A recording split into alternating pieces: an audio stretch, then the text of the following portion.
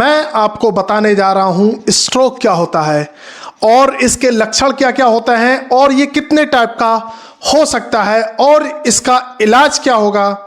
इन सभी के बारे में मैं आपको बताने जा रहा हूं।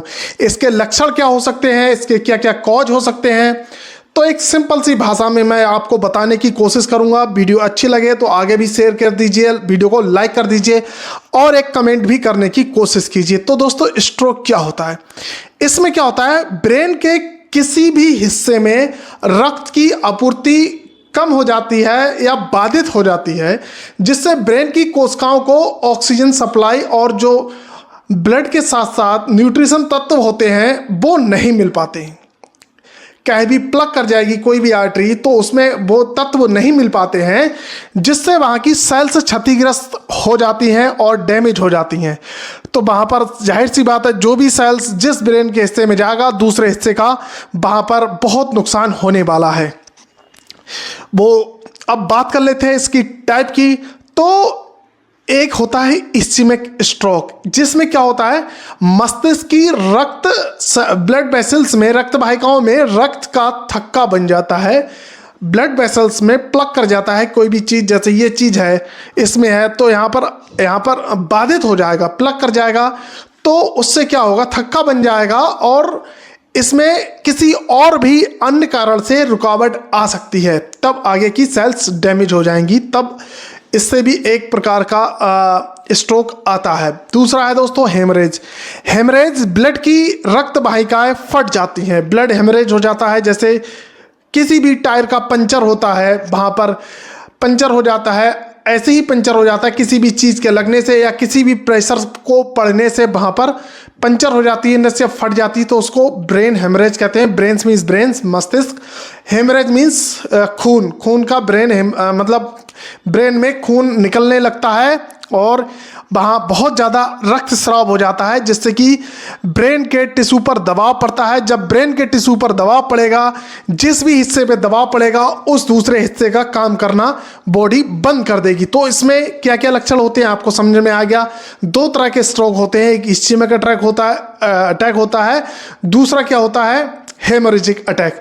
दोनों में कुछ खासा अंतर नहीं है। इस्चेमिक में भी बाधा होती है, इसमें प्लग बन जाता है, और जो हेमरेज होता है इसमें ब्लड में खून निकलने लगता है, उसकी वजह से होता है। लक्षण क्या होंगे, अचानक चेहरे हाथ पैर में सुन्नपन आ जाएगा, किसी भी एक हिस्से में सुन्नपन आ जाएगा और ये सुन्नपन बढ़ने लगा, अचानक भ्रम हो जाएगा, हेलुसिनेशन हो जाएगा, कुछ भी मतलब समझ में नहीं आएगा, कुछ भी दिखाई नहीं देगा, बोलने और समझने की क्षमता बहुत कम हो जाएगी और अपना बोल एफेजिया हो जाएगा, बोल भी सही से नहीं निकलेगा।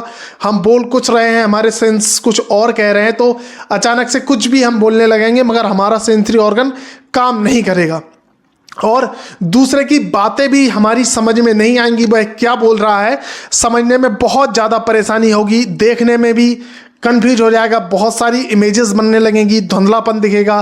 तो बहुत सारी इमेजेस बनती हैं, धुंधलापन भी दिखता है और चक्कर भी आते हैं और बहुत सारी दिक्कतें ऐसी होने लगती हैं। और ये रिस्क फैक्टर क्या होते हैं, इसको मतलब ये क्यों हो जाता है, तो दो चार इसके रिस्क फैक्टर हैं, वो मैं आपको बता दूं। सबसे पहला दोस्तों, स्ट्रोक जो होता है 50 प्लस में भी होता है, कभी कभी बच्चों में हो जाता है। तो ऐसा जो बहुत ज़्यादा कारण होता है वो 50 प्लस एज पर ही होता है। तो क्या, हाइपरटेंशन, जिसको बहुत ज़्यादा ब्लड प्रेशर हाई रहेगा तो ऊपर की कितनी जो नसें होती हैं, नाक की भी नोजल होती है, बहुत ही ज़्यादा फ्रजाइल होती है, बहुत ज़्यादा कमज़ोर नसें होती हैं, तो वो फट जाती हैं। डायबिटीज़ होगी किसी को, जब लंबे समय तक डायबिटीज़ बनी रहती है तो आर्टरीज में ब्लड की सप्लाई बहुत बाधित होती है, डायबिटीज़ होगी, ठीक है ना। स्मोकिंग हो गई, अगर आप बहुत ज़्यादा स्मोकिंग करते हैं तो भी उससे प्लग जमने का बहुत ज़्यादा खतरा रहता है। डिसलिपिडीमिया हो गया, आपके बहुत ज़्यादा अगर क्या कहते हैं लिपिड प्रोफाइल जब बुक कराते हैं, जब हार्ट में बहुत ज़्यादा आर्टरीज में लिपिड जमा हो जाते हैं, बहुत ज़्यादा फैट का डिपोजिशन होता है, तब ये सारी चीज़ें होती हैं। अब इसको जानेंगे कैसे दोस्तों, पहले तो हम इसको लक्षण के आधार पर, अगर आपको स्ट्रोक के लक्षण पता है तो आप इसको लक्षण के आधार पर ही इसको डायग्नोस कर लोगे।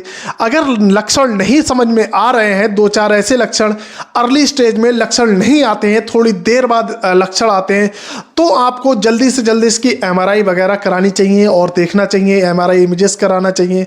बहुत सारी